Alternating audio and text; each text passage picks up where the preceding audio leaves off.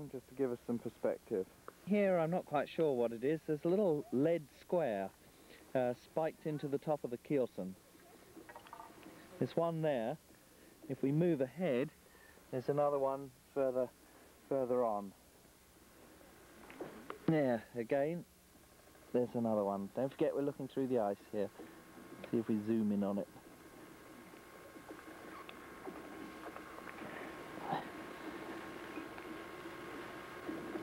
Looking here, we see the foremast step, or where it was, and the two chocks, one either side, that supported the cheeks, that ran either side of the keelson. Fastened into the keelson as well. Look, you can see the massive fastenings holding that. Yes. Carrying on forward now. Ceiling. Good amount of the ceiling left here. As you can see, it disappears into the mud, and a lot of this vessel is actually preserved beneath the mud, I hazard, because as we move across, we come to other ribs and frames, there'll be, running forward, and this, we can't be far away looking at the vessel now. We must be halfway up the top side. Absolutely spectacular views of the futtocks, the remains of the ceiling spiked into the futtocks. If we just move across here, you can see quite clearly a lot of the ceiling planks remain, and doubtless beneath them the ribs and frames are the frames and futtocks are undoubtedly going to be in good condition, preserved into the mud. There. There's a mooring sinker that somebody's just put there. Yes, my feet coming into evidence again. And now we get into the ice and we can't go anymore. We're on the port side now. We've moved back to the stern again, the after end of the vessel, and if we move forward now, we can begin to pick up the port side futtocks and frames as we move past. Ice slightly unclear here.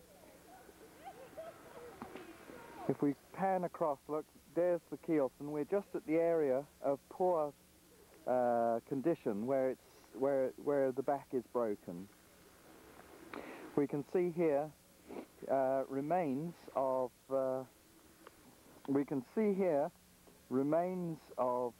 frames and floors lying in a heap on the bottom, quite deep, much deeper, because the round of the bilge has caused the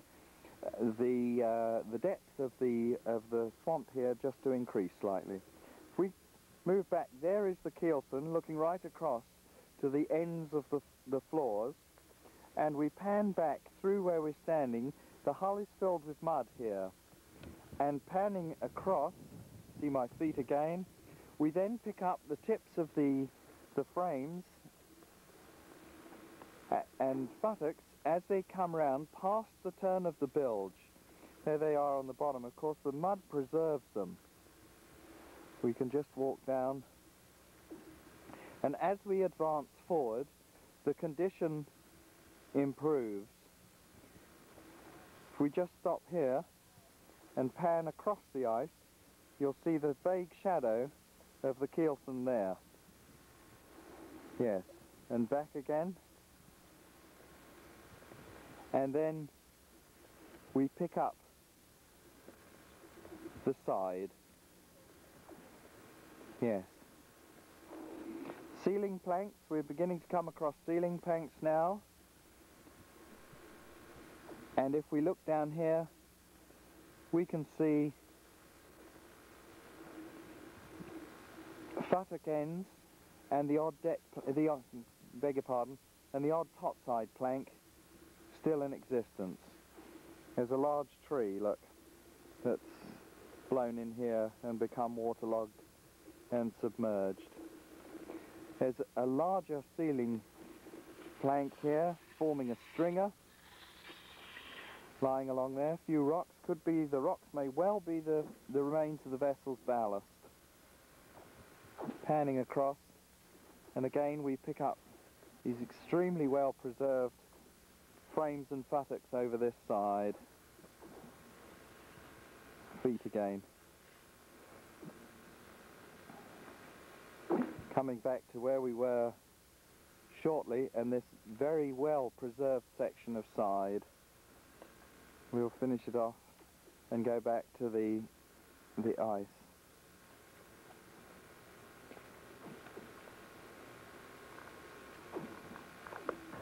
Picking up where we left off, back at the foremast step, moving gently forward, we can see another glorious scarf in the keelson. There's one end of it, just in the middle of the frame now, and as we come back, it ends just at the beginning of that cheek. I believe we are getting towards the forward end of the vessel, because the depth of the keelson has increased slightly, beginning to make an apron. It also is appearing to rise.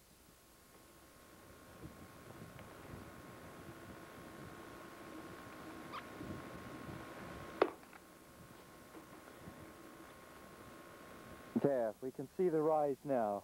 There's remains of a ceiling plank there with another chock lying alongside it. Massive timbers again. We can see here too, floors and futtocks remain in situ. Panning out, we're just into the white ice now, so we're nearly at the forward end. We can see here, looking between the futtocks, the second futtock having fallen away, and here again are the floors. Look, floor ends there with the first futtock fallen away.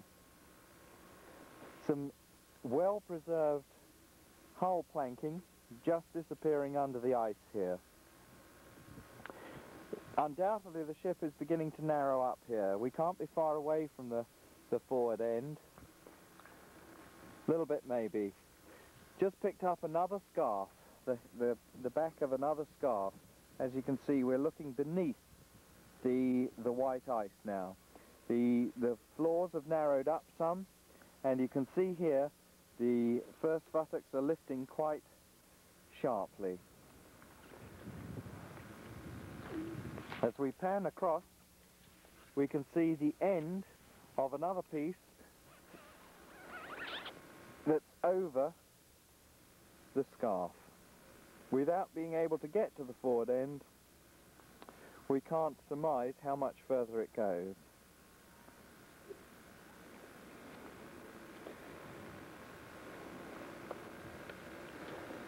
There, if we just pan across, back, sun's beginning to get low in the sky, but as we look back out, we can see just where the camera box is where the stern post is. Sorry, when the ice cracks, it always makes me jump.